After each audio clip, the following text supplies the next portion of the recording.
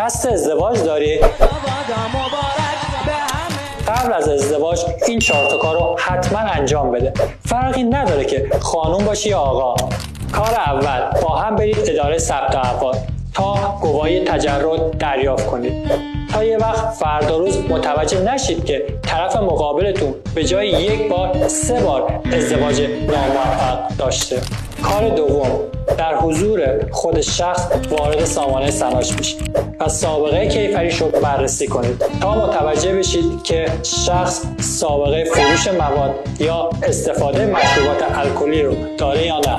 کار سوم، جهت گرفتن تست سلامت روان طرف مقابلتون حتما به پزشک معتمد خودتون مراجعه کنید.